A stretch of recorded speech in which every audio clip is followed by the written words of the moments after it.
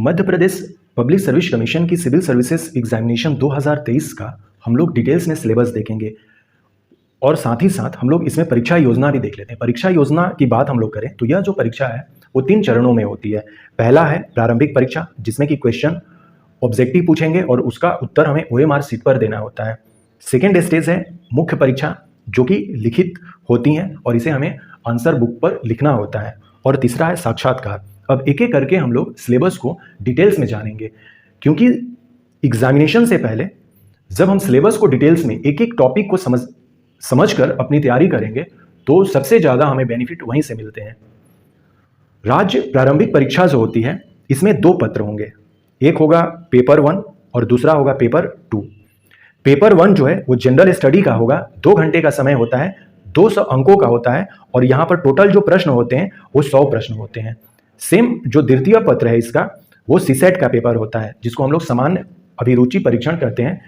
इसमें भी समय 2 घंटे दिए जाते हैं, 200 मार्क्स का क्वेश्चन होता है और टोटल जो क्वेश्चन है वो 100 क्वेश्चंस होते हैं। आगे हमें और पता चलेगा जो प्रीलिम्स एग्जामिनेशन होती हैं यह केवल एलिजिबिलिटी टेस्ट है। यहां पर जितने कैंडिडेट पार्टिसिपेट किए हैं उससे मतलब नहीं है, जितना सीट है, मान लेते हैं कि 100 सीट है तो मेंस एग्जामिनेशन के लिए 20 गुना ज़्यादा कैंडिडेट को पास किया जाएगा। अर्थात कि यदि 100 सीट है तो मेंस एग्जामिनेशन देने 2000 कैंडिडेट जो है वो पास होंगे, वो सिलेक्टेड किए जाएंगे प्रीलिम्स एग्जामिनेशन से मेंस के लिए। ये तो 20 गुना लिया जाता है जितना सीट रहता है उस साल। दोनों प्रश्न पत्र जो होते हैं प्रीलिम्स में वो बहुविकल्पिक यानी कि MCQ होते हैं, ABCD उसमें ऑप्शंस रहते हैं और एक ही उत्तर जो होता है वो सही होता है। टोटल 100 क्वेश्चन होते हैं, हर एक जो क्वेश्चन है वो 2-2 मार्क्स का हो जाएगा, तो टोटल 200 मार्क्स हो जाएगा। जो नेक्स्ट इसमें सबसे इंपॉर्टेंट है वो ये है कि कभी कभी क्या होता है कि MPPAC यदि क्वेश्चन गलत लिखा गया या मिसप्रिंट हो गया है या फिर क्या है कि जो ऑप्शन है चारों वो ऑप्शन चारों सही नहीं है तो उस क्वेश्चन को डिलीट कर दिया जाता है। लेकिन कभी कभी होता है कि एक क्वेश्चन को उसने दिया और उसके हो सकता है कि 2 जो ऑप्शन है वो सही हो जाए। तो इस केस में क्या है कि यदि कोई कैंडिडेट, मान लेते हैं कि उस क्वेश्चन का दोनों ऑप्शन A और B दोनों सही है, तो यदि कोई कैंडिडेट A को मार्क किया है तो उसका भी सही माना जाएगा और यदि वो B को मार्क किया है तो भी सही माना जाएगा। तो यहां पर यही कहा जा रहा है कि ऐसे प्रश्न जिसका दिए गए विकल्पों में से एक से अधिक सही उत्तर है तो सभी सही उत्तरों को मान्य किया जाएगा। अर्थात कि कोई कैंडिडेट A माना है तो भी सही होगा, B माना है तो भी सही होगा और किसी भी हालत में एक से ज्यादा तो गोला करना नहीं है, लेकिन उत्तर इसके 2 हो गए तो यदि उन दोनों उत्तरों में से कोई एक उत्तर को आपने मार्क किया है तो सही हो जाएगा। अब मान लेते हैं कि उसका ऑप्शन C और D जो है आंसर में नहीं था, तो आपने यदि C मार्क कर दिया है तो फिर ये क्वेश्चन गलत हो जाएगा, D भी मार्क कर दिया है तो भी ये क्वेश्चन गलत हो जाएगा। और ऐसे प्रश्न जिसका दिए गए विकल्पों में से एक भी सही उत्तर न हो तो ऐसे प्रश्न को क्या किया जाएगा, विलोपित अर्थात कि डिलीट कर दिया जाएगा। ये सारा चीज है। अभी जस्ट हम लोगों ने ये देखा कि जितने सीट हैं, जैसे 100 सीट है तो इसका 20 गुना जो परीक्षार्थी है वो पास करेंगे मेंस एग्जामिनेशन के लिए। जो प्रीलिम एग्जामिनेशन है यह केवल एक तरह से परीक्षा की पात्रता देती है, मुख्य परीक्षा की। और इसमें क्या करना है कि जनरल जो कैंडिडेट है उनको दोनों पत्र में, हर एक पत्र में, जैसे मान लेते हैं कि जो GS पेपर 1 है यानी कि पेपर 1 है और एक सीसेट है, सीसेट में भी 40% मार्क्स ले आना जरूरी है और यहां भी 40% मार्क्स ले आना जरूरी है। अर्थात कि 40% मार्क्स का मतलब हो गया 80 नंबर। 80 नंबर पेपर 1 में भी चाहिए और 80 नंबर जो है पेपर 2 में भी चाहिए, तभी हम क्वालिफाई करेंगे। तो सीसेट तो क्वालिफाई है, लेकिन जनरल स्टडी पेपर 1 जो है यह क्वालिफाई नहीं है। इसी के मार्क्स काउंट किए जाते हैं मेंस एग्जामिनेशन के लिए। तो सीसेट में जनरल कैंडिडेट को कम से कम 40% मार्क्स ले आना है और जो अदर कैंडिडेट बचे, वो पिछड़ा वर्ग हो या EWS के हो या SC ST कैंडिडेट हो या जो निःशक्त जन श्रेणी है उसके उम्मीदवार हो, उन सबको 30% मार्क्स ले आना है। और मेल फीमेल में भी यही है, यहाँ पर मेल फीमेल की बात नहीं की गई है। तो यदि कैंडिडेट जो फीमेल कैंडिडेट है वो जनरल कैंडिडेट है तो उनको क्या करना होगा कि 40% मार्क्स ले आना होगा और जो अदर फीमेल कैंडिडेट है वो जो किसी कैटेगरी में है तो उनको 30% ले आना होगा। यही यहाँ पर कहा गया है।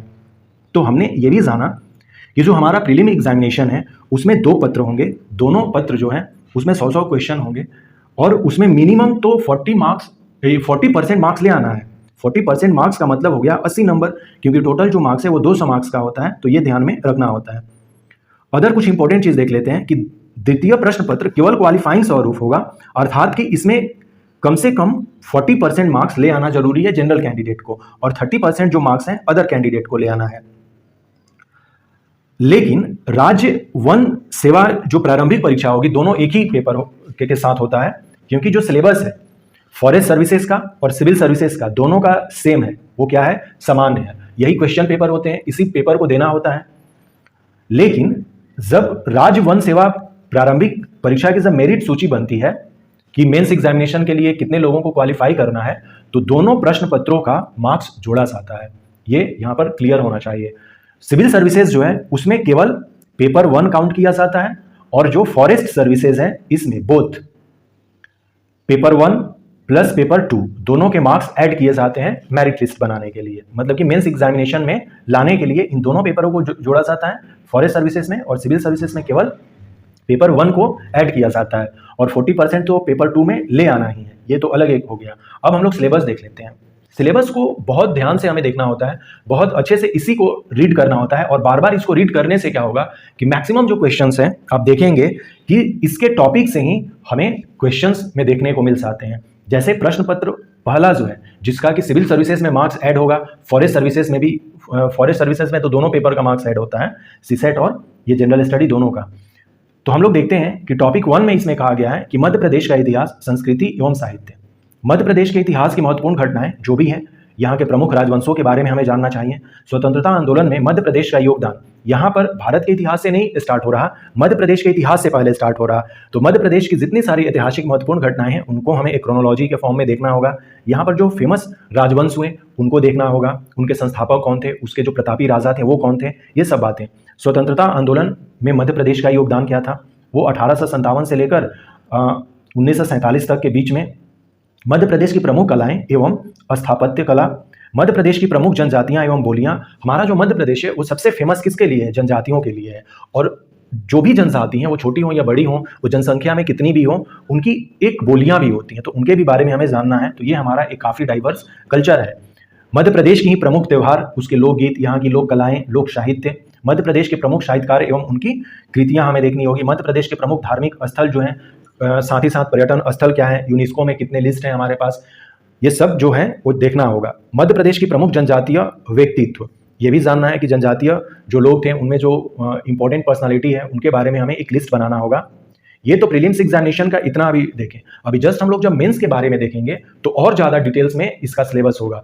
तो प्रीलिम्स एग्जामिनेशन देने जाने से पहले प्रीलिम्स का सिलेबस और मेंस का सिलेबस बिल्कुल अच्छे से हमें करके जाना होता है, तो एग्जामिनेशन में हमारे मैक्सिमम क्वेश्चन जो है वो पकड़ में आ जाएंगे। दूसरा जो टॉपिक है इसका, भारत का इतिहास।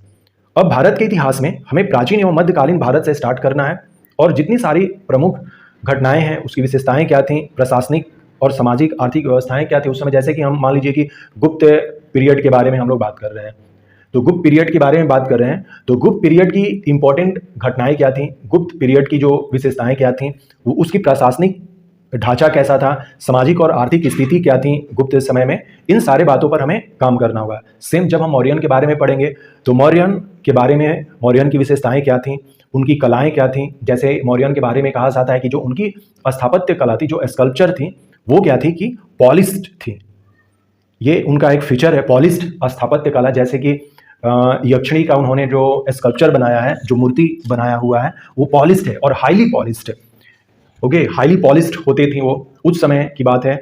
अब जब मौर्यन के बारे में पढ़ेंगे तो वहाँ पर जो इंपॉर्टेंट घटनाएं हुई, अब जैसे अशोक का प्रशासनिक ढांचा क्या था, सामाजिक और आर्थिक व्यवस्थाएं क्या थी, ये डिटेल्स में हमें देखना है। फिर हम आ जाएंगे, अब देखिए इसी टॉपिक में पूरा कर दिया गया कि प्राचीन से लेकर मध्यकालीन। तो मध्यकालीन में जो है वो 18वीं शताब्दी तक जितनी सारी घटनाएं हैं वो सब मध्यकालीन भारत में आ जाएंगे। और फिर 19वीं से 20वीं शताब्दी में सामाजिक तथा धार्मिक सुधार जो आंदोलन हुए, जिसमें राजा राम मोहन राय हो गए, ईश्वरचंद्र विद्यासागर हो गए, हेनरी विवियन डेरोजियो हो गए, उन सबके बारे में हमें जानना होगा। दयानंद सरस्वती हो गए। सामाजिक और धार्मिक सुधार आंदोलन कैसे हुए उन पर हमें बातें करनी होगी। स्वतंत्रता संघर्ष एवं भारतीय राष्ट्रीय आंदोलन, स्वतंत्रता के पश्चात भारत का एकीकरण एवं पुनर्गठन, अर्थात ये जो टॉपिक है 1947 से लेकर जो नेहरू युग था 1947 से 64 तक, इसके बीच में ये सारी बातें, ये जो टॉपिक है वो बता रही है। फिर हम मध्य प्रदेश का भूगोल देखेंगे। मध्य प्रदेश के वन क्या है, वनोपज क्या है, वनों से जो निकलने वाली चीजें हैं, वन जीव के बारे में जानेंगे, नदियां, पर्वत एवं पर्वत श्रृंखलाएं। मध्य प्रदेश की जलवायु कैसी है, मध्य प्रदेश के प्राकृतिक एवं खनिज संसाधन के बारे में हमें देखना होगा। मध्य प्रदेश में परिवहन की व्यवस्था क्या है, वो रेल हो या सड़क हो या वायु मार्ग हो, इन सब पर हमें यहाँ पर देखना होगा। मध्य प्रदेश की प्रमुख सिंचाई एवं विद्युत परियोजनाएं, मध्य प्रदेश में कृषि, पशुपालन एवं कृषि आधारित उद्योग। भारत एवं विश्व का भूगोल, इसमें हमें भौतिक भूगोल देखना है, जिसमें कि उसकी जो भी भौतिक विशेषताएं हैं, जिसमें कि लैंडफॉर्म्स डिफरेंट टाइप्स के होते हैं। फिर प्राकृतिक प्रदेश, प्राकृतिक संसाधन में वन, खनिज संपदा, जल, कृषि, वन्य जीव, राष्ट्रीय उद्यान, अभ्यारण्य, सफारी, ये सब जानना है हमें। तो ये जैसे कि राष्ट्रीय उद्यान वगैरह जो है और अभ्यारण्य जो है और सफारी जो है, ये भारत के भूगोल से रिलेटेड हो गए। सामाजिक भूगोल में हमें जनसंख्या से रिलेटेड टॉपिक देखना होगा। जनसंख्या हमें इंडिया और मध्य प्रदेश दोनों के बारे में हमें देखना होगा इसमें। आर्थिक भूगोल में प्राकृतिक एवं मानवीय संसाधन, जिसमें उद्योग, यातायात, विश्व के महाद्वीप, देश, महासागर, नदियां, पर्वत, ये सब देखने हैं। विश्व के प्राकृतिक संसाधन, परंपरागत एवं गैर परंपरागत ऊर्जा स्रोत। नेक्स्ट टॉपिक है राज्य की संवैधानिक व्यवस्था, पॉलिटी के जो क्वेश्चंस हैं। मध्य प्रदेश की संवैधानिक व्यवस्था क्या है, राज्यपाल क्या है, राज्यपाल से रिलेटेड जितने सारे आर्टिकल हैं, उनके काम, वो सब हमें देखने होंगे। फिर मंत्रिमंडल, विधानमंडल, उच्च न्यायालय, मध्य प्रदेश में त्रिस्तरीय पंचायती राज एवं नगरीय प्रशासन व्यवस्था किस तरह से काम करती है, उसके बारे में। फिर राज्य की अर्थव्यवस्था क्या है, मध्य प्रदेश की जनगणना एवं जनगणना, जैसे कि हम इंडिया की जनसंख्या पढ़ेंगे उसी तरह से हम मध्य प्रदेश की सेंसस भी पढ़ेंगे। साथ ही साथ यहाँ पर जो आर्थिक सर्वेक्षण है और जो बजट है मध्य प्रदेश का, उस पर हमें बात करना होगा। आर्थिक विकास क्या है, प्रमुख उद्योग क्या है, मध्य प्रदेश की जातियां, अनुसूचित जातियां एवं जनजातियां तथा राज्य की प्रमुख कल्याणकारी योजनाओं का हमें लिस्ट तैयार करके रखना होगा। भारत का संविधान, शासन प्रणाली एवं अर्थव्यवस्था, इसमें भारतीय शासन अधिनियम जो 1919 एवं 1935 है, उसको हमें डिटेल्स में देखना होगा। फिर संविधान सभा जो है, कैबिनेट मिशन प्लान 1946 के थ्रू बना था कंस्टिट्यूएंट असेंबली, उसके बारे में हमें डिटेल्स में जानना होगा, जहां पर कि हमारा संविधान बना था। तो संविधान सभा के बारे में पढ़ना है। संघीय कार्यपालिका, राष्ट्रपति एवं संसद के बारे में जानना है। नागरिकों के मौलिक अधिकार, कर्तव्य एवं राज्य के नीति निर्देशक सिद्धांत के बारे में जानना है। संवैधानिक संशोधन, सर्वोच्च न्यायालय एवं न्यायिक व्यवस्था के बारे में जानना है। भारतीय अर्थव्यवस्था, औद्योगिक विकास और विदेशी व्यापार, आयात एवं निर्यात, वित्तीय संस्थाएं, जिसमें रिजर्व बैंक, राष्ट्रीयकृत बैंक है, जो नेशनल बैंक है, नेशनल बैंक का मतलब हो गया SBI, PNB, ये सब जो है। सेबी क्या है, NSE क्या है, गैर बैंकिंग वित्तीय संस्थाएं, इन सब के बारे में हमें क्रोनोलॉजी से स्टडी करना होगा। विज्ञान एवं पर्यावरण, 7वां जो टॉपिक है, जो फंडामेंटल सिद्धांत हैं साइंस के, उसके बारे में जानना है। भारत के प्रमुख वैज्ञानिक संस्थान एवं उनकी उपलब्धियां, उपग्रह एवं अंतरिक्ष प्रौद्योगिकी, तो इसके साथ साथ इसरो को भी यहाँ पर हमें क्लियर कर लेना होगा। पर्यावरण एवं जैव विविधता, इन्वायरमेंट का क्वेश्चन है। पारिस्थितिकी तंत्र, पोषण, आहार एवं पोषक तत्व, मानव शरीर संरचना, कृषि उत्पादन तकनीक, खाद्य प्रसंस्करण, स्वास्थ्य नीति एवं स्वास्थ्य कार्यक्रम, प्रदूषण, प्राकृतिक आपदाएं एवं प्रबंधन कैसे किया जाए, इन सब पर क्वेश्चन हमें देखने को मिलेंगे। नेक्स्ट है टॉपिक 8, अंतर्राष्ट्रीय एवं राष्ट्रीय समसामयिक घटनाएं, अर्थात कि करंट अफेयर जो है वो हमें डिटेल्स में करना है, नेशनल, इंटरनेशनल। तो जो भी यहाँ पर है, जिसमें कि हम लोगों को व्यक्तित्व एवं स्थान पर जो करंट में हुई हैं इशू, उस पर फोकस करना है। महत्वपूर्ण घटनाएं जैसे हो रही हैं वो, उस पर हमें नजर रखनी होगी। भारत एवं मध्य प्रदेश की प्रमुख खेल संस्थाएं क्या क्या हैं और वो कौन कौन से भी खेल ऑर्गेनाइज करवा रहे हैं, उन पर हमें नजर रखना होगा करंट इशू के हिसाब से। फिर खेल प्रतियोगिता एवं पुरस्कार जो है, यदि मध्य प्रदेश के खिलाड़ी को दिया गया है कोई भी पुरस्कार हो, वो अर्जुन पुरस्कार हो, खेल रत्न पुरस्कार हो, तो उसका हमें इन्फॉर्मेशन रखना होगा। नेक्स्ट है टॉपिक 9 जो है सूचना एवं संचार प्रौद्योगिकी। यहाँ पर कंप्यूटर से भी कुछ रिलेटेड क्वेश्चन पूछ लिए जाते हैं, जिसमें कि यहाँ पर इलेक्ट्रॉनिक्स, सूचना एवं संचार प्रौद्योगिकी से क्वेश्चंस देखने को मिल सकते हैं। अब नया रोबोटिक्स, ये सब आर्टिफिशियल इंटेलिजेंस, साइबर सिक्योरिटी, इनको भी जोड़ा गया है। साथ ही साथ ई गवर्नेंस क्या होता है, ई गवर्नेंस की विशेषताएं क्या होती हैं, उनके बारे में क्वेश्चन पूछे जाते हैं। इंटरनेट तथा सोशल नेटवर्किंग साइट्स क्या हैं, यहीं पर इंटरनेट और सोशल नेटवर्किंग साइट्स से ही हमें जैसे साइबर क्राइम वगैरह पर भी क्वेश्चंस देखने को मिल जाते हैं। कभी कभी वो वायरस से रिलेटेड भी क्वेश्चंस हमें देखने को यहाँ पर मिलते हैं। ई कॉमर्स के बारे में, ई कॉमर्स में जैसे कि जो भी कंपनियां हैं, अमेजन हो गए, फ्लिपकार्ट हो गए, इन सब से रिलेटेड क्वेश्चंस देखने को मिलती हैं। फिर टॉपिक जो 10 है, इसमें राष्ट्रीय एवं प्रादेशिक संवैधानिक और जो सांविधिक संस्थाएं हैं उनके बारे में, जैसे कि भारत का निर्वाचन आयोग, फिर राज्य का निर्वाचन आयोग, इसका मतलब कि मध्य प्रदेश राज्य निर्वाचन आयोग के बारे में जानना है। संघ लोक सेवा आयोग, उसी तरह से अपना मध्य प्रदेश लोक सेवा आयोग जो कि ये परीक्षा हेल्ड करवा रहा।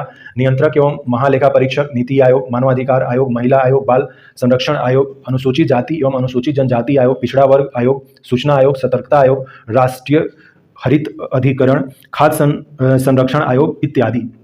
इनके बारे में कैसे पढ़ना है, जैसे कि नियंत्रक एवं महालेखा परीक्षक जो है, ये आर्टिकल 148 में है, अर्थात यह कॉन्स्टिट्यूशनल बॉडी है। तो इस तरह से हमें एक एक को करके करना होगा। अभी जैसे कि इसके हेड कौन है उसके बारे में जानना है। उसी तरह से मानवाधिकार आयोग जो है वो कॉन्स्टिट्यूशनल है कि नॉन कॉन्स्टिट्यूशनल बॉडी है या फिर स्टैट्यूटरी बॉडी है।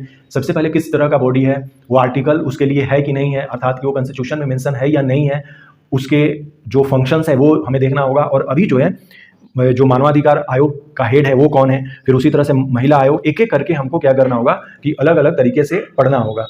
तो ये अपना पेपर 1 का सिलेबस रहा। अभी हम लोग जब मेंस का पेपर देखेंगे तो और ज़्यादा क्लियर होगा पीटी का, क्योंकि मेंस में थोड़ा और एलेबोरेट करके दिया गया है।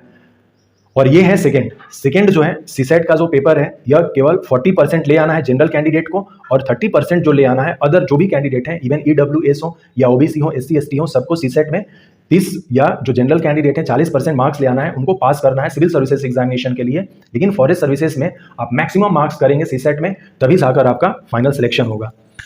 तो यह जो सिलेबस है, जो सिविल सर्विसेज की सिलेबस है, उसी को यहाँ पर उतार दिया गया है। लेकिन सिविल सर्विसेज में सीसेट के अलग तरह से क्वेश्चन पूछे जाते हैं, मध्य प्रदेश के क्वेश्चन जो है अलग पूछे जाते हैं। तो इस पेपर को करने के लिए सबसे पहले क्या है कि इस सिलेबस से ज़्यादा है इसका क्वेश्चन पेपर।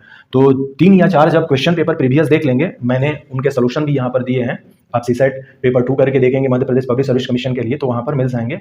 तो उसको कर लेने से क्या होगा, तो ये हमारा पैटर्न पता चल जाएगा कि किस तरह के क्वेश्चन पूछे जाते हैं सीसेट में। यह इंग्लिश में है तो इंग्लिश में अभी हम लोग नहीं रीड करेंगे, नहीं तो फिर ज़्यादा टाइम लग जाएगा। मैं स्क्रॉल कर दे रहा हूँ।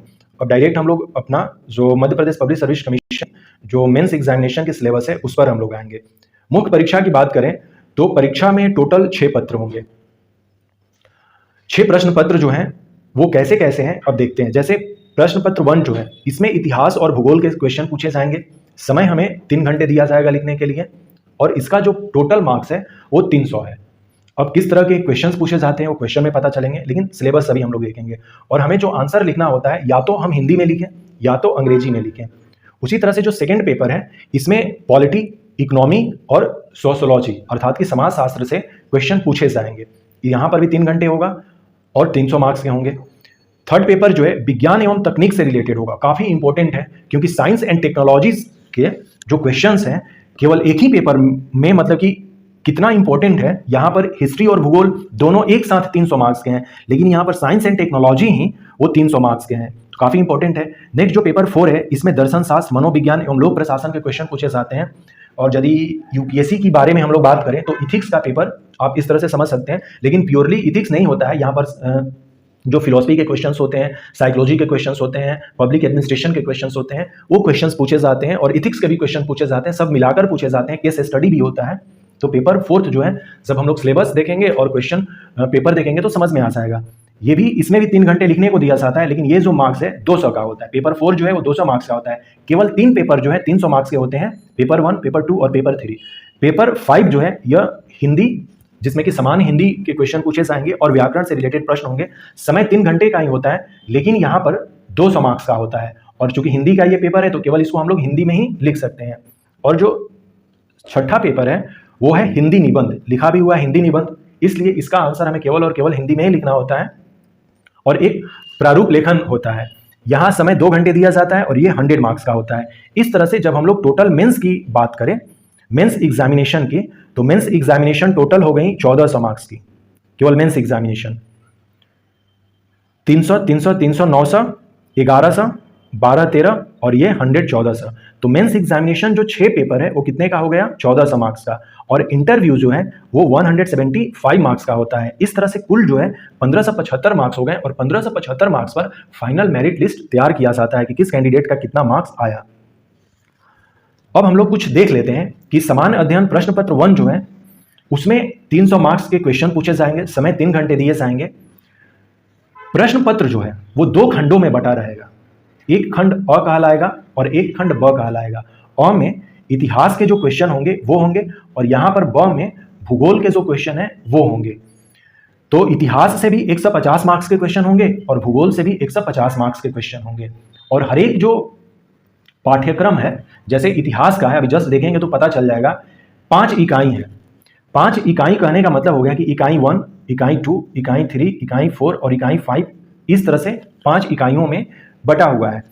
इकाई 1 में 3 तरह के प्रश्न पूछे जाएंगे। एक होगा अति, लघु, उत्तरीय, ये 3 प्रश्न पूछे जाएंगे।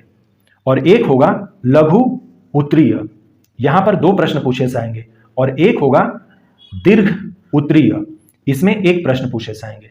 सेम यूनिट 2 में 3 तरह से प्रश्न पूछे जाएंगे, वही अति लघु उत्तरीय जो है प्रश्न वो 3 होंगे और लघु उत्तरीय 2 होंगे और दीर्घ उत्तरीय 1 होंगे। अभी जस्ट मैं सिलेबस में चलकर इसको देख लेंगे।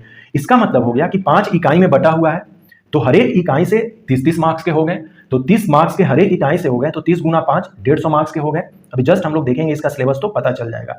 जो अति लघु उत्तरीय प्रश्न होते हैं इनको या तो एक लाइन में लिखना है या तो 10 वर्ड में लिखना है, इससे ज्यादा नहीं लिखना है। और जो लघु उत्तरीय प्रश्न है उनको हमको क्या करना है कि लगभग 50 शब्दों में लिखना है, और जो दीर्घ उत्तरीय प्रश्न है उनको हमें क्या करना है कि उनको 200 शब्दों में लिखना है। अब देखते हैं क्वेश्चन किस तरह से रहेंगे। एक तो 3 जो है वो अति लघु उत्तरीय प्रश्न होंगे जिनको कि 10 शब्दों में लिखना है, और ये 3 प्रश्न होंगे। ये 3 प्रश्न होंगे, 3-3 मार्क्स के होते हैं, ये 9 मार्क्स के हो गए। 2 जो क्वेश्चन हैं वो लघु उत्तरीय होंगे, ये 5-5 मार्क्स के होते हैं, ये 10 मार्क्स के हो गए। और एक जो लघु उत्तरीय प्रश्न होता है ये 11 मार्क का होता है, 11 मार्क हो गए। जब इसको जोड़ेंगे तो टोटल जो है 30 मार्क्स का हो गया। एक यूनिट 30 मार्क्स के इस तरह से क्वेश्चंस पूछे जाएंगे। सेम समान अध्ययन में भी इसी तरह से बटा हुआ है और व में बटा हुआ है। सिलेबस देखेंगे तो हमें पता चल जाएगा। सेम 3rd पेपर है, 4th पेपर के लिए अलग से है, 5th पेपर के लिए अलग से है और निबंध के लिए भी अलग से है। हम लोग जब सिलेबस देखेंगे तो हमें पता चल जाएगा और क्वेश्चन पेपर देखेंगे तो पता चल जाएगा। और यहाँ भी कहा गया है कि जिस तरह से प्रीलिम्स एग्जामिनेशन में 40% मार्क्स ले आना जरूरी है और 30% मार्क्स ले आना जरूरी है, उसी तरह से हर एक पेपर में जनरल स्टडीज के जितने सारे पेपर हैं 6 पेपर, जो जनरल कैंडिडेट हैं उनको 40% मार्क्स ले आना है, वो मेल हो या फीमेल हो। और जो जनरल को छोड़कर जो भी कैंडिडेट हैं उनको हर एक पेपर में मिनिमम 30% मार्क्स ले आना है, यही कहा गया है इसमें। साक्षात्कार के लिए 3 गुना विद्यार्थी जो है वो पास किए जाएंगे। ऑलरेडी हम लोगों ने इस पर देख लिया है कि यदि मान लेते हैं कि 100 सीट है तो मेंस एग्जामिनेशन के लिए 20 गुना पास करेंगे। 20 गुना का मतलब हो गया 2000। अब ये 2000 लोगों ने मेंस दिया तो 2000 में से इंटरव्यू, ये मेंस लिखने वाले हैं, इंटरव्यू देने वाले कितने हो जाएंगे 100 गुना 300, 100 गुना 3 अर्थात कि 300। कहने का मतलब कि 2000 में 2000 मेंस देंगे तो कितने कैंडिडेट सिलेक्ट होंगे इंटरव्यू के लिए 300, और फाइनल जब रिजल्ट बनेगा तो चूंकि 100 सीट है तो 100 लोगों को सिलेक्ट कर लिया जाएगा। ये है। अब हम लोग देखते हैं पाठ्यक्रम। यह प्रश्न पत्र पहला है। हम लोगों ने देखा कि हर एक जो पेपर है वो 2 खंडों में बटा रहेगा, खंड अ और खंड ब। खंड अ में इतिहास है, ये 150 नंबर का होगा। देखिए ये इकाई है, ये पहला इकाई है। इसमें 3 तरह के प्रश्न हो सकते हैं। पहला प्रश्न हो सकता है अति लघु उत्तरीय जो 3 होंगे, एक होगा लघु उत्तरीय जो कि 2 होंगे, और एक होगा दीर्घ उत्तरीय जो 1 होंगे। और ये सब मिलाकर के ये 3 जो है ये 3 गुना 3 है 9 मार्क्स का, ये 2 गुना 5 है 10 नंबर का, ये 1 गुना 11 है अर्थात ये 3 मार्क वाला क्वेश्चन है, ये 5 मार्क का वाला क्वेश्चन है और ये 11 मार्क वाला क्वेश्चन है। इस तरह से हर एक इकाई, जैसे ये टॉपिक जो लिखा हुआ है भारतीय इतिहास, जिसमें कि भारत का राजनीतिक, आर्थिक, सामाजिक एवं सांस्कृतिक इतिहास हड़प्पा सभ्यता से 10वीं शताब्दी तक, ये 30 नंबर का क्वेश्चन हो गया। इससे जितने सारे क्वेश्चन पूछे जाएंगे कम से कम 30 नंबर के क्वेश्चन पूछे ही जाएंगे। ये कहने का मतलब है सिलेबस के अकॉर्डिंग। जब हम लोग क्वेश्चन पेपर देखेंगे तो हमें पता चल जाएगा कि किस तरह से क्वेश्चन इकाई में नहीं पूछा जाता है अलग कर करके, वो तो खंड वाइज होता है। पेपर में बस 2 ही खंड दिखेंगे, एक खंड अ दिखेगा और एक ब दिखेगा, लेकिन जो क्वेश्चंस होंगे वो यहाँ से 30 नंबर के क्वेश्चन होंगे, ये कहने का मतलब है। उसी तरह से इकाई 2 है 11वीं से लेकर 18वीं शताब्दी तक, जो कि हमारा मेडाइवल पीरियड हम लोग जानते हैं। भारत में राजनीतिक स्थिति क्या थी, आर्थिक, सामाजिक एवं सांस्कृतिक इतिहास। यहाँ पे राजा रानी से ज़्यादा इंपॉर्टेंट है कि वहाँ पर किस तरह से समाज था, उसके बारे में ज़्यादा फोकस किया गया है, उसी पर क्वेश्चन पूछे जाते हैं। जैसे नेक्स्ट इसमें टॉपिक है कि मुगल शासक और उनका प्रशासन कैसा था, मिश्रित संस्कृति का अभ्युदय कैसे हुआ मुगल जो टाइम पीरियड था उसमें, और 3rd इसका टॉपिक है ब्रिटिश शासन का भारतीय अर्थव्यवस्था एवं समाज पर प्रभाव। 3rd जो इकाई है ब्रिटिश उपनिवेश के प्रति भारतीयों की प्रतिक्रिया, जिसमें कि कृषक एवं आदिवासियों का विद्रोह, प्रथम स्वतंत्रता आंदोलन, भारतीय पुनर्जागरण जिसमें कि राष्ट्रीय स्वतंत्रता आंदोलन एवं इसके नेतृत्वकर्ता के बारे में हमें जानना है, गणतंत्र के रूप में भारत का उदय, राज्यों का पुनर्गठन, मध्य प्रदेश का गठन, स्वतंत्रता प्राप्ति के पश्चात के प्रमुख घटनाएं, इन सब पर हमें देखना है। फिर है इकाई 4। इकाई 4 में मध्य प्रदेश के स्वतंत्रता आंदोलन, और ये जो स्टार मार्क दिया हुआ है इसका मतलब ये है कि वर्तमान में मध्य प्रदेश का जो भौगोलिक संदर्भ है, ये नहीं है कि छत्तीसगढ़ वाले को नहीं काउंट करना है, यही इसका कहने का मतलब है। तो यूनिट 4 जो है और यूनिट 5 जो है यह मध्य प्रदेश से रिलेटेड है, जिसमें कि भारतीय सांस्कृतिक विरासत मध्य प्रदेश के विशेष संदर्भ में प्राचीन काल से आधुनिक काल तक के विभिन्न कला प्रारूपों, जिसमें कि साहित्य, पर्व एवं वास्तुकला के प्रमुख पक्ष हमें लिखने हैं। मध्य प्रदेश में विश्व धरोहर एवं पर्यटन, ये जो टॉपिक है, ये पूरा का पूरा जो वैसे हिस्ट्री का हम लोग टॉपिक देखें, ज्योग्राफी का टॉपिक देखें, तो प्रीलिम एग्जामिनेशन के लिए भी उतना ही इंपॉर्टेंट है जितना कि मेंस एग्जामिनेशन के लिए है। जैसे कि मध्य प्रदेश का विश्व धरोहर एवं स्थल पर्यटन जो था वो पीटी में नहीं लिखा गया था, लेकिन यहाँ पर लिखा हुआ है। तो हमारे पास जो अभी टोटल जो है 2023 में 42 जो है यूनेस्को वर्ल्ड हेरिटेज साइट हो गए हैं। तो इन 42 में से हमारे मध्य प्रदेश में कितने हैं ये हमें जानना जरूरी है, उनकी क्या विशेषताएं हैं ये भी जानना जरूरी है। यूनिट 5 जो है वो मध्य प्रदेश की प्रमुख रियासतें, जिसमें कि गोंडवाना, बुंदेली, बघेली, होलकर, सिंधिया एवं भोपाल रियासत हमें जानना है। ऑलरेडी हम लोगों ने देखा कि स्टार का मतलब है वर्तमान। तो ये जो 5 यूनिट है, इसी 5 यूनिट पर यही जो टॉपिक है ये 150 मार्क्स के हो जाएंगे हिस्ट्री वाले पोर्शन से। सेकेंड पोर्शन जो है भूगोल का है, खंड ब जो है ये भी 150 मार्क्स का होगा। ये भी 5 यूनिट में बटा हुआ है इसका सिलेबस। जैसे विश्व का भूगोल, जिसमें कि प्रमुख भौतिक लक्षण, जिसमें कि पर्वत, पठार, मैदान, नदियां, झीलें एवं हिमनद, ये जो लैंडफॉर्म्स हैं इनकी विशेषता हमें जाननी है। प्रमुख भौगोलिक घटनाएं, जिसमें कि भूकंप, सुनामी, ज्वालामुखी क्रियाएं, चक्रवात, इनके बारे में जानना है। विश्व की जलवायु एवं ऋतुएं, वर्षा का वितरण, जलवायु प्रदेश, जलवायु परिवर्तन एवं उसके प्रभाव, ये सारे टॉपिक्स हैं। सेकेंड जो है वो भारत का भूगोल है, जिसमें कि प्रमुख भौतिक स्वरूप है, जैसे कि फिजियोजियोग्राफी ऑफ इंडिया हमें जानना है कि 6 हम भागों में फिजियोजियोग्राफी डिवीजन में इंडिया को डिवाइड करते हैं, जिसमें कि नॉर्दर्न हिमालयस है, नॉर्दर्न प्लेन्स हैं, पेनिनसुलर प्लेटूज है, फोर्थ पर इंडियन डेजर्ट है, फिफ्थ में कोस्टल प्लेन है और सिक्स में आइलैंड्स हैं। आइलैंड्स में अंडमान निकोबार और अपना जो है लक्षद्वीप जो है वो है। इन सारे को जानना है और साथ ही साथ पर्वत, पठार, मैदान, नदियां, झीलें एवं हिमनद के बारे में हमें करना है। भारत की भू आकृतिक प्रदेश, अभी जस्ट हम लोगों ने देखा कि फिजियोजियोग्राफिक रीजन जो है 6 हैं, उनके बारे में हमें डिटेल्स में जानना है एक एक करके। यहाँ तो केवल एक लाइन में लिख दिया गया है। फिर जलवायु के बारे में जानना है कि मानसून की उत्पत्ति कैसी होती है, जो साउथ वेस्ट मानसून है अपना, साउथ वेस्ट मानसून की उत्पत्ति कैसे होती है उसके बारे में बताना है। अल नीनो क्या है, जलवायु क्या है एवं ऋतुएं क्या है, वर्षा का वितरण कैसे है हमारे इंडिया में, फिर जलवायु प्रदेश, प्राकृतिक संसाधन प्रकार एवं उसके उपयोग, जल, वन, मृदा, सेल एवं खनिज, इन 5 के बारे में जानना है। जनसंख्या से रिलेटेड जितनी सारी घटनाएं हैं, जिसमें कि वृद्धि है, वितरण है, घनत्व है, लिंगानुपात है, साक्षरता है, प्रवास है, प्रवास का मतलब माइग्रेशन हो गया, ग्रामीण एवं नगरीय जनसंख्या, डिटेल्स में हमें इंडिया के पर्सपेक्टिव में कर लेना है और साथ ही साथ मध्य प्रदेश के पर्सपेक्टिव में हमें सेंसस को करना है। थर्ड जो इकाई है ये मध्य प्रदेश का भूगोल है, जिसमें कि सेम जैसे कि हम लोग भारत के भूगोल को देखें उसी तरह से अपने मध्य प्रदेश की प्रमुख भू आकृति जो प्रदेश हैं, जिसमें कि नर्मदा घाटी, मालवा पठार के विशेष संदर्भ में हमें तैयार करना है। प्राकृतिक वनस्पति एवं जलवायु के बारे में जानना है। मृदा के बारे में जानना है कि इसकी भौतिक, रासायनिक एवं जैविक गुण, मृदा प्रसंस्करण एवं मृदा निर्माण, मृदा क्षरण एवं ह्रास की समस्याएं, समस्याग्रस्त मृदा एवं उसके परिष्कार के तरीके, जल ग्रहण आधार पर मृदा संरक्षण नियोजन कैसे कर रहे हैं हम लोग, साथ ही साथ चंबल, ये सब जो हमारा रेविन इलाका है उसके बारे में हम लोग देखेंगे। यहाँ पर खनिज एवं ऊर्जा संसाधन, इसके प्रकार, वितरण एवं उपयोग मध्य प्रदेश के विशेष संदर्भ में कि हमारे मध्य प्रदेश में किस तरह के खनिज हैं और उनका वितरण किस तरह से है। उसमें कोयला से लेकर, चूंकि डायमंड जो है मध्य प्रदेश में ही पाया जाता है, जो अदर जो खनिज हैं उनके बारे में। फिर प्रमुख उद्योग, जिसमें कि कृषि उत्पादन, वन एवं खनिज आधारित उद्योग, और राज्य की जनजातियां, आपदाग्रस्त जनजातियों के विशिष्ट संदर्भ में।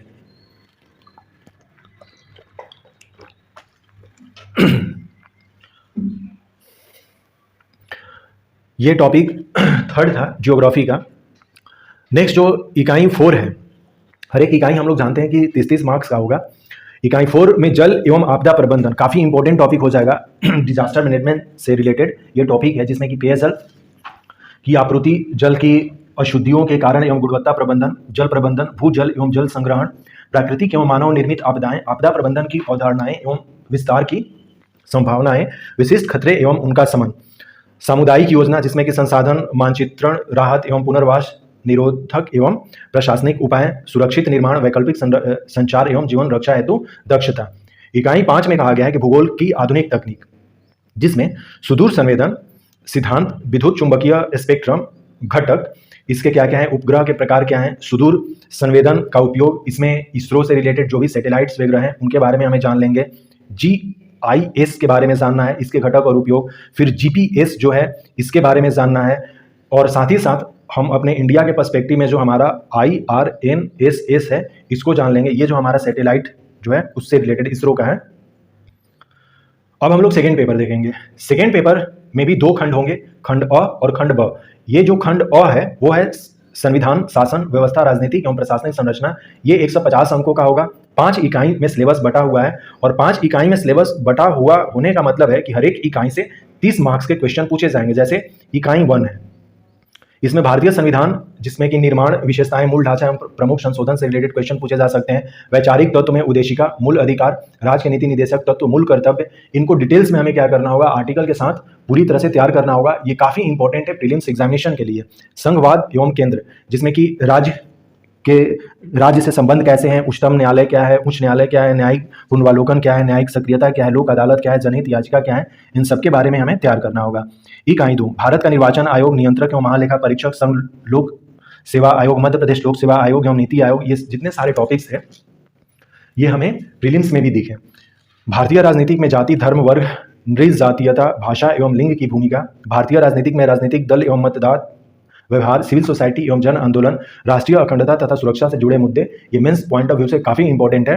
तो ये जो यूनिट 2 है इसमें इस तरह से टॉपिक दिए गए हैं। फिर जो इकाई 3 है, संविधान का जो 73वां और 74वां संशोधन है, इससे हमें जानना है क्योंकि ये जन भागीदारी एवं स्थानीय स्वशासन या स्वशासन से रिलेटेड है। 73 में पंचायती राज के बारे में कहा गया है और 74 में म्यूनिसिपैलिटीज के बारे में कहा गया है।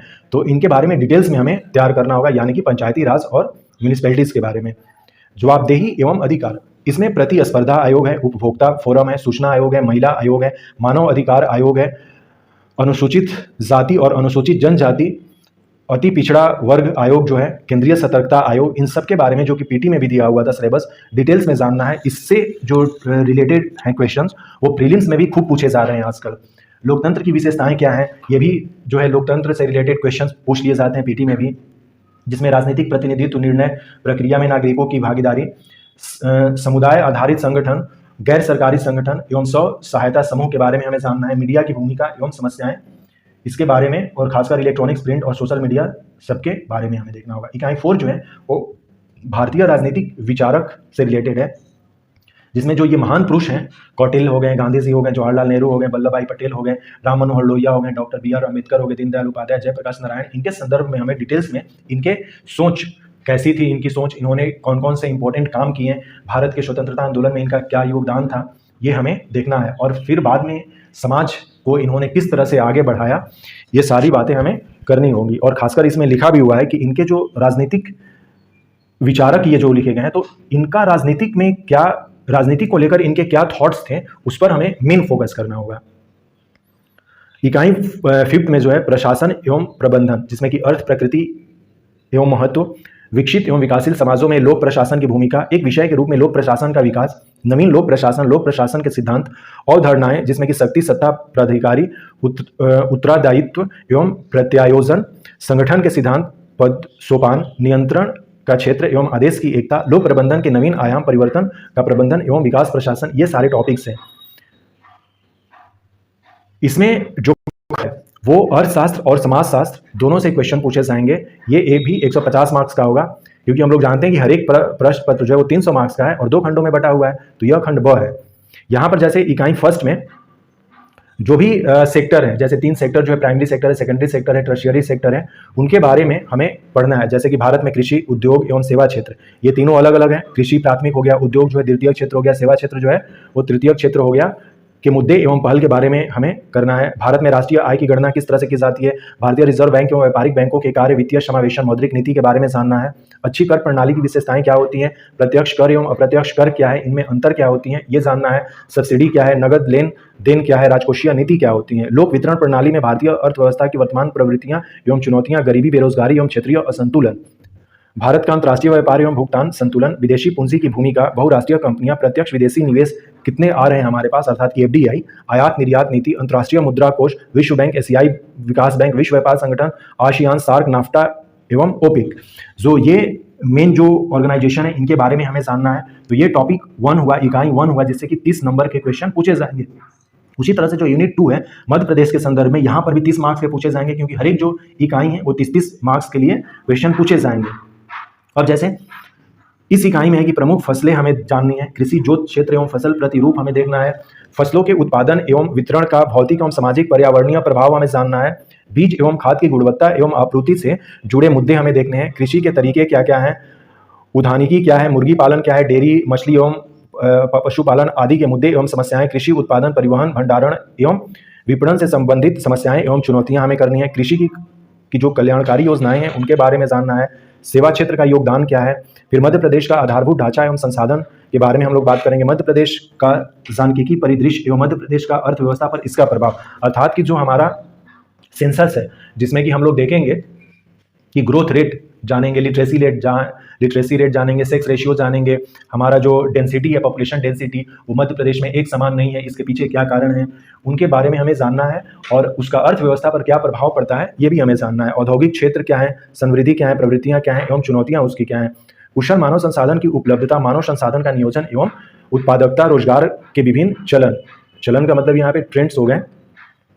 इकाई 3 में मानव संसाधन विकास के बारे में कहा गया है, जिसमें कि शिक्षा आता है, प्रारंभिक शिक्षा से लेकर उच्च शिक्षा एवं तकनीक एवं चिकित्सीय शिक्षा, व्यावसायिक शिक्षा की गुणवत्ताएं, बालिकाओं की शिक्षा, निम्नलिखित वर्गों से संबंधित सामाजिक मुद्दे एवं उनके कल्याणकारी कार्यक्रम, जिसमें कि निःशक्त वर्ग लोग हैं, वृद्धजन है, बालक हैं, महिलाएं हैं, सामाजिक रूप से वंचित वर्ग हैं, विकास परियोजनाओं के फलस्वरूप विस्थापित वर्ग हैं। इन सबके बारे में हमें जानना है क्योंकि ये मानव संसाधन से रिलेटेड हैं। और साथ ही साथ यहाँ पर जब मानव संसाधन के बारे में कहा जा रहा तो SDI और सस्टेनेबल डेवलपमेंट गोल्स के बारे में हमें जान लेना होगा। इकाई 4 सामाजिक समरसता के घटक, सभ्यता और संस्कृति की अवधारणा, भारतीय संस्कृति की विशेषताएं क्या है, संस्कार क्या है विविध संदर्भ में, वर्ण व्यवस्था क्या होती है, आश्रम क्या है, पुरुषार्थ क्या है, चतुष्ट क्या है, धर्म व मत पंथों का समाज पर प्रभाव, विवाह की पत्तियां क्या हैं। जैसे यहाँ पर संस्कार के बारे में कहा गया है तो 16 जो संस्कार हैं उनके बारे में बात कही जा रही है और खासकर इसमें विविध संदर्भ में हमें इसको देखना होगा। फिर सामुदायिक विकास कार्यक्रम, प्रसार, शिक्षा, पंचायती राज्य, सामुदायिक विकास में गैर सरकारी संगठनों की भूमिका, सौ सेवा के क्षेत्र में ग्रामीण विकास की नवीन प्रवृत्तियां, कुटुंब न्यायालय।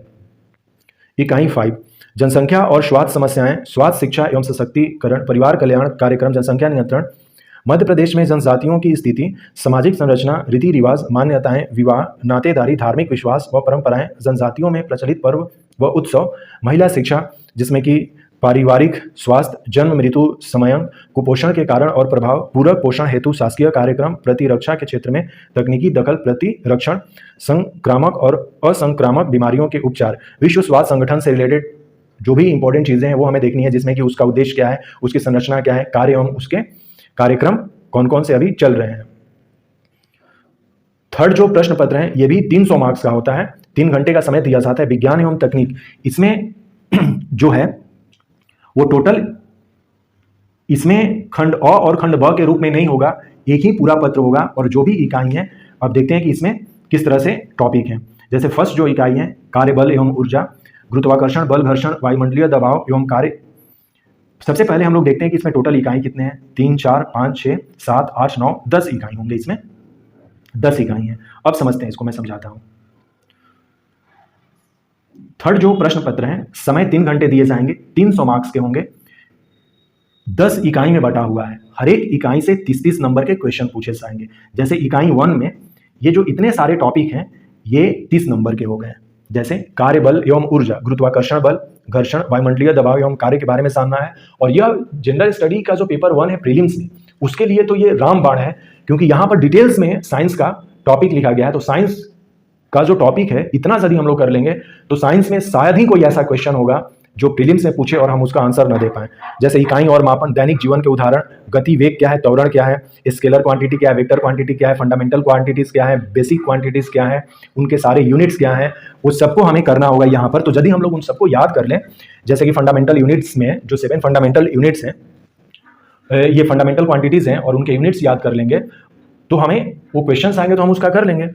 फिर ध्वनि क्या है, इसकी परिभाषा क्या है, प्रसार का माध्यम क्या होता है, श्रव्य और अश्रव्य ध्वनियाँ क्या होती हैं, शोर क्या होता है, संगीत क्या है, इनमें डिफरेंस क्या है, ध्वनि संबंधित शब्दावली जैसे कि आयाम क्या है, तरंग लंबाई क्या है, कंपन की आवृत्ति क्या है, विद्युत के विभिन्न प्रकार के सेल क्या है, परिपथ क्या है, चुंबक के गुण क्या है, कृत्रिम चुंबक का निर्माण कैसे किया जाता है और उसका उपयोग हम लोग कहाँ करते हैं, प्रकाश क्या है, प्रकाश का प्रवर्तन क्या है, पवर्तन क्या है, दर्पण क्या है, लेंस क्या है, प्रतिबिंब क्या है, उस निर्माण क्या है, और साथ ही साथ आंख से जो रिलेटेड टॉपिक है वो भी हम लोग कर लेंगे। उष्मा, ताप मापन, थर्मामीटर, उष्मा का प्रतिरूप जो है तापमापन में थर्मामीटर की जब हम लोग बात करेंगे तो सेंटीग्रेड और फ़ारेनहाइट की बात करते हैं, तो सेंटीग्रेड और फ़ारेनहाइट का जो रिलेशन है वो है C/5 F-32/9। ये सेंटीग्रेड और फ़ारेनहाइट का रिलेशन है। यदि सेंटीग्रेड कुछ दिया है और फ़ारेनहाइट पूछा जा रहा तो C के जगह पर सेंटीग्रेड वाला वैल्यू रखेंगे तो फ़ारेनहाइट निकल जाएगा। उसी तरह से फ़ारेनहाइट क्वेश्चन में दिया है, सेंटीग्रेड पूछ रहा है, तो हम लोग इसको सॉल्व कर सकते हैं। इकाई 2 जो है इसमें, अब जैसे ये जो इतना जो टॉपिक है ये 30 नंबर का होगा। जैसे पहला जो है तत्व, यौगिक और मिश्रण के बारे में पूछा गया है।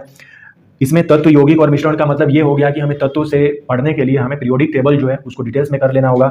18 ग्रुप होते हैं, 7 पीरियड्स होते हैं, इन सबको हमें ध्यान में रखना होगा। कौन से ग्रुप में कौन से एलिमेंट्स रहते हैं, इनकी परिभाषा, रासायनिक प्रतीक, गुण, पृथ्वी पर उपलब्धता क्या है तत्वों की, फिर पदार्थ, धातु और अधातु क्या है, आवर्त सारणी एवं आवर्तता क्या होती है, परमाणु क्या है, परमाणु संरचना क्या है, संयोजकता क्या होती है, बंध क्या होते हैं, परमाणु संलयन क्या होता है, विखंडन क्या होता है, इन सबको हमें जानना है। संलयन और विखंडन ये दोनों अलग अलग चीज़ हैं। संलयन का मतलब होता है फ्यूजन और इसका मतलब होता है फिशन, FISSION, फिशन है यह। तो फिशन पर जो है यह एटम बम बनता है और फ्यूजन पर जो है हाइड्रोजन बम बनता है। और फ्यूजन की क्रिया जो होती है ये जो होती है सन में होती है, अर्थात कि संलयन। संलयन का मतलब क्या होता है, जुड़ना होता है। अम्ल, क्षार, लवण, पीएच मान क्या है, सूचक, उसके बारे में हमें जानना है। पीएच जो वैल्यू है 0 से लेकर 14 तक, इसके बारे में हमें जानना होता है। 7 से इधर बेस होता है, 7 से इधर जो है एसिडिक होता है। पीएच का फुल फॉर्म क्या होता है, ये सब हमें जानना है। भौतिक और रासायनिक परिवर्तन क्या है, दैनिक जीवन में रसायन का क्या महत्व है। इकाई 3। अब यहाँ पर सूक्ष्म जीव एवं जैविक कृषि से रिलेटेड क्वेश्चन पूछे जाएंगे।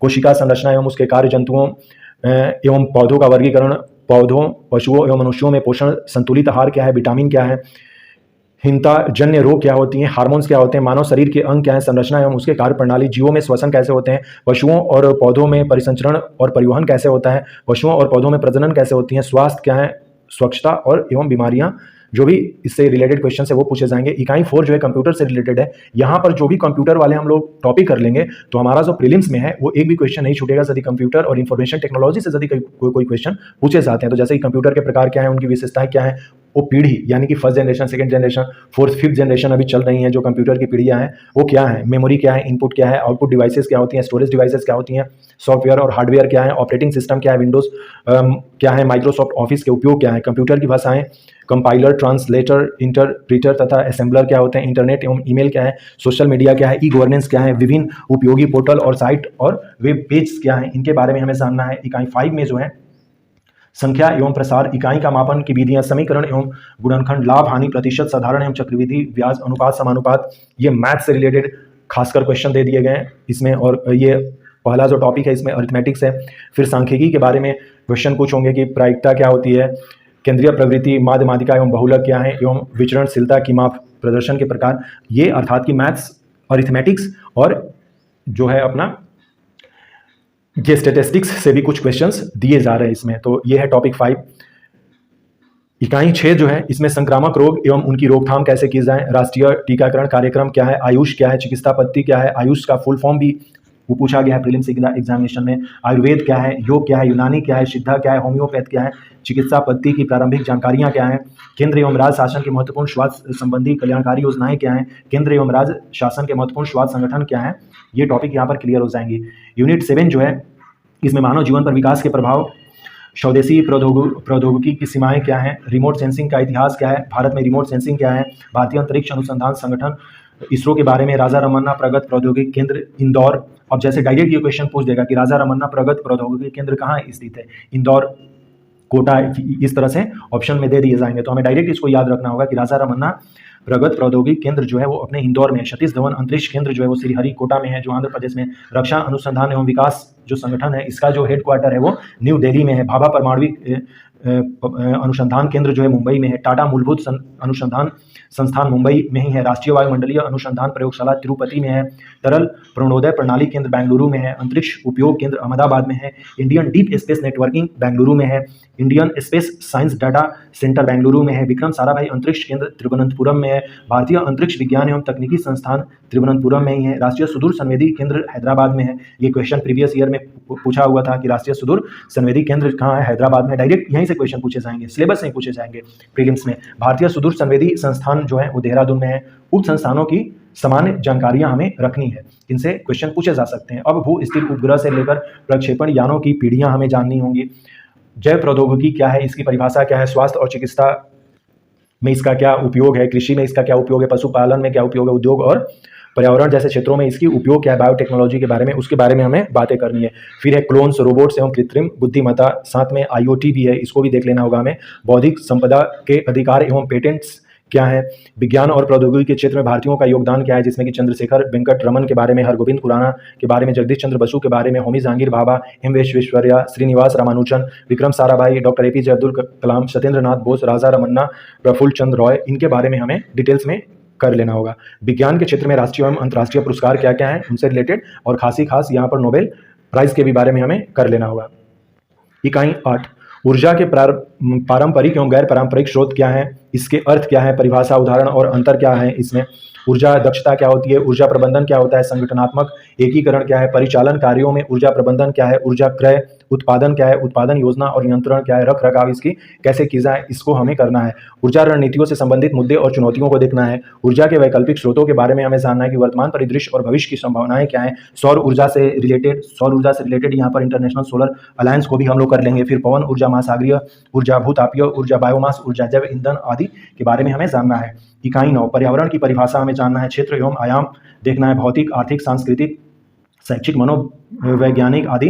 भारतीय संदर्भ में पर्यावरण की अवधारणा, आधुनिक विश्व में पर्यावरण की अवधारणाएं, मानव गतिविधियों का पर्यावरण पर प्रभाव, पर्यावरण से संबंधित नैतिकता और मूल्य, जैव विविधता क्या है, पर्यावरण प्रदूषण क्या है, पर्यावरण परिवर्तन क्या है, पर्यावरण से संबंधित समस्याएं और चुनौतियां, पर्यावरणीय क्षरण के कारण और प्रभाव, पर्यावरणीय शिक्षा हमें जानना है कि सार्वजनिक जन जागरूकता के कार्यक्रम देखना है, पर्यावरण शिक्षा एवं उसका स्वास्थ्य एवं सुरक्षा से संबंध क्या है, पर्यावरण अनुकूलन क्या है, उसकी प्रौद्योगिकी क्या है, ऊर्जा का संरक्षण क्या है, पर्यावरण संरक्षण के संवैधानिक प्रावधान क्या क्या है, अर्थात कि जो भी एक्ट है, जैसे कि वाइल्ड लाइफ प्रोटेक्शन एक्ट 1972 है, इसको हमें जानना है। इन्वायरमेंट प्रोटेक्शन एक्ट है जो 1986 में आया था। इन सबको हमें डिटेल्स में करना होगा। कई बार ये क्रोनोलॉजी भी पूछ दिए जाते हैं। पर्यावरण संरक्षण नीतियां और नियामक ढांचा। इकाई 10 जो है भू गर्भशास्त्र से रिलेटेड जो भी महत्वपूर्ण परिभाषाएं हैं और उसका महत्व है उसको देखना है, जिसमें कि पृथ्वी की भू प्रॉपर्टी, मेंटल और कोर जो है उसके बारे में जानना है, स्थल मंडल जानना है, जल मंडल जानना है, पृथ्वी की उत्पत्ति कैसे हुई, उसकी आयु कितनी है, भूवैज्ञानिक समय सारणी क्या है, सेल जो चट्टाने हैं उसकी परिभाषाएं क्या हैं, जिसमें कि डिफरेंट उसके प्रकार जो होते हैं, आग्नेय होते हैं और सादी होते हैं, और कायांतरित या रूपांतरित जो चट्टाने हैं उनके बारे में जानना है। खनिज एवं ऐसा क्या होते हैं, जीवाश्म क्या होता है, अपक्षय और अपरदन क्या है, मृदा निर्माण कैसे होती है, भूमिगत जल क्या होती है, प्राकृतिक कोयला क्या होते हैं, कोयला कितने प्रकार के होते हैं, 4 प्रकार के जो मेजर होते हैं, एंथ्रासाइट, बिटुमिनस, इस तरह से उनको हमें देखना है कि कार्बन कंटेंट कैसे होता है उनमें, प्राकृतिक तेल एवं गैस के बारे में हमें जानना है। ये अपना 3rd पेपर हो गया। चतुर्थ प्रश्न पत्र जो है यह 200 मार्क्स का होगा, और एक तरह से हम लोग देखें तो ये इथिक्स का पेपर है, जिसमें कि दर्शन शास्त्र, मनोविज्ञान और लोक प्रशासन के प्रश्न होंगे। जैसे ये जो क्वेश्चन है ये कितने इकाई में बटा हुआ है, तो ये 5 ही इकाई में बटा हुआ है। एक तो केस स्टडीज है, इसके जो क्वेश्चंस हैं वो जब हम लोग क्वेश्चन पेपर देखेंगे तब हमें इसको और क्लियर होगा। जैसे इकाई 1 में इसमें कहा गया है कि जो भी दार्शनिक हैं वर्ल्ड के और इंडिया के उनके बारे में हमें जानना है, जिसमें कि सुकरात, प्लेटो हैं, अरस्तु हैं, महावीर हैं, बुद्ध हैं, आचार्य शंकर हैं, चारवाक हैं, गुरु नानक हैं, कबीरदास हैं, तुलसीदास हैं, रविन्द्रनाथ टैगोर हैं, राजा राम मोहन रॉय हैं, सावित्रीबाई फुले हैं, स्वामी दयानंद सरस्वती हैं, स्वामी विवेकानंद है, महर्षि अरविंदो हैं एवं सर्वपल्ली राधाकृष्णन के विचारों के बारे में हमें जानना है। इकाई 2 में मनोवृत्ति है, जिसमें कि इसका विषय वस्तु क्या है, इसके तत्व क्या है, इसके कार्य क्या है, मनोवृत्ति का निर्माण कैसे होता है, मनोवृत्ति परिवर्तन कैसे होता है, प्रबोधक क्या होता है, संप्रेषण क्या है, पूर्वाग्रह तथा विभेद क्या है, भारतीय संदर्भ में रूढ़िवादिता क्या होती है, अभिक्षमता एवं लोक सेवा हेतु आधारभूत योग्यताएं क्या हैं, जिसमें कि सत्यनिष्ठा, निष्पक्षता एवं असमर्थवादी वस्तुनिष्ठता, लोक सेवा के प्रति समर्पण, समानुभूति, सहिष्णुता एवं कमजोर वर्गों के प्रति संवेदना, करुणा, ये सारे टॉपिक्स हमें देखना है। फिर संवैगिक बुद्धि है, जिसमें कि इसका अवधारणा, प्रशासन, शासन में इसकी उपयोगिता एवं अनुप्रयोग, व्यक्तिगत भिन्नताएं हो सकती हैं इसमें, उसके बारे में जानना है। इकाई 3 में मानवीय आवश्यकताओं एवं अभिप्रेरण के बारे में जानना है, जिसमें कि लोक प्रशासन में नैतिक सद्गुण एवं मूल्य, प्रशासन में नैतिक तत्व, सत्यनिष्ठता क्या होती है, उत्तरदायित्वता एवं पारदर्शिता क्या है, नैतिक तर्क एवं नैतिक दुविधा क्या है, नैतिक मार्गदर्शन के रूप में अंतरात्मा, लोक सेवकों हेतु आचरण संहिता, शासन में उच्च मूल्यों का पालन क्या है। इकाई 4 में जो है भ्रष्टाचार से रिलेटेड जितने सारे टॉपिक्स हैं उसको हमको देखना है। ये पीटी में भी पूछ लिए जाते हैं कभी कभी। भ्रष्टाचार के प्रकार क्या हैं, इसके कारण क्या है, भ्रष्टाचार का प्रभाव क्या होता है, भ्रष्टाचार को अल्पतम करने के उपाय क्या है, समाज सूचना तंत्र परिवार एवं विशल ब्लोअर क्या है की भूमिका क्या है, भ्रष्टाचार पर राष्ट्र संघ की घोषणा क्या है, भ्रष्टाचार का मापन कैसे करते हैं, ट्रांसपेरेंसी इंटरनेशनल क्या है, लोकपाल एवं लोकायुक्त क्या है। और यूनिट 5 में केस स्टडी के क्वेश्चन पूछे जाते हैं। ये 2 केस स्टडी होते हैं 40 मार्क्स के, 20-20 मार्क्स के एक केस स्टडी होता है। अभी तक जो नेक्स्ट जो 2021 की जो क्वेश्चन पेपर थी उसके अकॉर्डिंग ये मैं बता रहा हूँ। तो केस स्टडी 40 मार्क्स के हो जाएंगे 200 मार्क्स में। यहाँ पर इंग्लिश में रिलेटेड है सिलेबस, तो इंग्लिश वाला भी नहीं देखते हैं। 4 पेपर हम लोगों ने देख लिया है। अब हम लोग पेपर 4 देख लिए हैं। पेपर 5 अब हम लोग देखेंगे जो कि अपना हिंदी का है। तो हिंदी का तो दोनों कॉमन रहेगा, हिंदी और इंग्लिश मीडियम दोनों के लिए। तो हम लोग पंचम प्रश्न पत्र देखते हैं। ये 200 अंकों का होगा। यहाँ पर भी समय जो है वो 3 घंटे का समय दिया जाता है, समान हिंदी के भी। तो समान हिंदी में किस तरह के क्वेश्चंस होंगे वो हमें क्वेश्चन पेपर देखकर डिटेल्स में पता चलेगा। इस प्रश्न पत्र का स्तर स्नातक परीक्षा उत्तीर्ण छात्रों के समकक्ष होगा। इसका उद्देश्य उम्मीदवार की पढ़ने और समझने, भाषाई दक्षता, लेखन की योग्यता और हिंदी में स्पष्टता तथा सही विचार व्यक्त करने की क्षमता का मूल्यांकन करना होगा। साथ ही साथ व्याकरण से रिलेटेड क्वेश्चंस इसमें पूछे जाएंगे। जैसे सामान्यतः निम्नलिखित विषय सामग्री पर प्रश्न पूछे जाएंगे। लघु उत्तरीय प्रश्न हो सकते हैं, वो 75 मार्क्स के हो सकते हैं। वो 25 क्वेश्चन पूछे जाएंगे 3-3 मार्क्स के। अलंकार से क्वेश्चन हो सकते हैं 10 नंबर के, वो क्वेश्चन हो सकते हैं। 2 क्वेश्चन हो सकता है 5-5 मार्क्स का, जिसमें कि शब्दालंकार हो सकता है और अर्थालंकार हो सकता है। अर्थालंकार में इसके एग्जाम्पल्स में उपमा, रूपक और उत्प्रेक्षा ये सब आते हैं, हम लोग देखेंगे जब हिंदी पढ़ेंगे तो। फिर ग जो है अनुवाद वाक्यों का हो सकता है, हिंदी से अंग्रेजी और अंग्रेजी से हिंदी। जो हिंदी से अंग्रेजी होगा वो 20 नंबर का होगा और अंग्रेजी से जो हिंदी होगा 15 नंबर का होगा, अर्थात कि 35 नंबर का अनुवाद आएगा। संधि एवं समाज से क्वेश्चन पूछे जा सकते हैं, विराम चिन्ह से क्वेश्चन पूछे जाते हैं। ये 10 क्वेश्चन हो सकते हैं, 2-2 नंबर के ये होंगे। ये 20 मार्क्स के क्वेश्चन हो जाएंगे कुल। प्रारंभिक व्याकरण एवं शब्दावलियां जो है प्रत्येक 2 अंक का होगा, अर्थात कि 10 क्वेश्चन पूछे जा सकते हैं 2-2 मार्क्स के, अर्थात कि जो प्रारंभिक व्याकरण एवं शब्दावलियां हैं वो 20 मार्क्स के होंगे, जिसमें कि प्रशासनिक परिभाषाएं हो सकती हैं, कुछ शब्दावली हो सकती है, हिंदी और अंग्रेजी के मुहावरे हो सकते हैं, लोकोक्तियां हो सकती हैं, कहावतें हो सकते हैं, विलोम शब्द हो सकते हैं, अनेक शब्दों के लिए एक शब्द हो सकते हैं, तत्सम एवं तद्भव शब्द हो सकते हैं, पर्यायवाची शब्द हो सकते हैं, मानक शब्दावली हो सकते हैं। अपठित गद्यांश जो है यह 20 नंबर का होगा।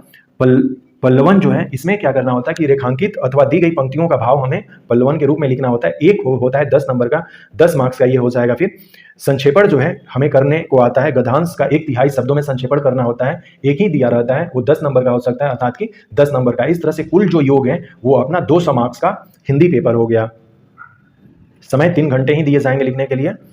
षष्ठम जो प्रश्न पत्र है यह हिंदी निबंध का है और प्रारूप लेखन इसमें होंगे। हिंदी निबंध के साथ साथ इसमें प्रारूप लेखन होंगे। अब हम लोग देखते हैं कि क्या क्या इसमें प्रश्न पूछे जाते हैं।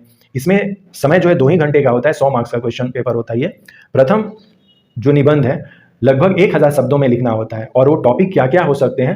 निम्नलिखित क्षेत्रों से निबंध पूछा जा सकता है, जैसे पर्यावरण से हो सकता है, विज्ञान से हो सकता है, धर्म अध्यात्म से हो सकता है, शिक्षा में गुणवत्ता आधुनिकरण से हो सकता है, भूमंडलीकरण से हो सकता है, उदारीकरण, कृत्रिम बुद्धिमत्ता, परंपरागत खेल, सांस्कृतिक विरासत, सभ्यता एवं संस्कृति, योग एवं स्वास्थ्य, ई मार्केटिंग, ई कॉमर्स, नेतृत्व एवं विकास, सुशासन, नौकरशाही, जनजातीय विकास, राष्ट्रवाद एवं राष्ट्रीय एकता, सामुदायिक जीवन, सामाजिक सरोकार, नवीकरणीय ऊर्जा, सतत विकास का लक्ष्य, मादक पदार्थों का सेवन एवं दुष्प्रभाव, घरेलू हिंसा, बाह्य एवं आंतरिक सुरक्षा के मुद्दे, व्यवसायगत सरलता इत्यादि हमें 1000 शब्दों में लिखना है। ये 50 नंबर का निबंध होगा। इसमें से कोई एक टॉपिक जो है वो आ सकता है। प्रीवियस ईयर के जो क्वेश्चन पेपर देखेंगे 3 से 4 साल के जो पेपर्स हैं उनसे बिल्कुल क्लियर हो जाएगा कि किस तरह के टॉपिक्स आते हैं और किस तरह से हमें इनको तैयार करना है। अब 1000 शब्दों में हमें निबंध लिखने की प्रैक्टिस करनी होगी। ये 50 अंक का होगा। द्वितीय निबंध जो है ये 25 अंकों का होगा और इसको हमें लगभग 500 शब्दों में लिखना है। यह समसामयिक समस्याओं एवं निदान पर हो सकते हैं, जैसे कि अभी गाजा और इजराइल यानी कि फिलिस्तीन और इजराइल का जो इशू है उस पर क्वेश्चन पूछे जा सकते हैं,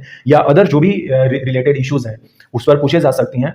जैसे कि ओलंपिक से रिलेटेड क्वेश्चन पूछे जा सकते हैं, मेडल को लेकर, अभी एशियन गेम्स हुए हैं उस पर क्वेश्चन पूछे जा सकते हैं, खेल से भी पूछे जा सकते हैं। तो ये कहने का मतलब है कि जो सेकंड निबंध है वो करंट अफेयर का निबंध होगा। थर्ड जो है प्रारूप लेखन है, 25 नंबर का है।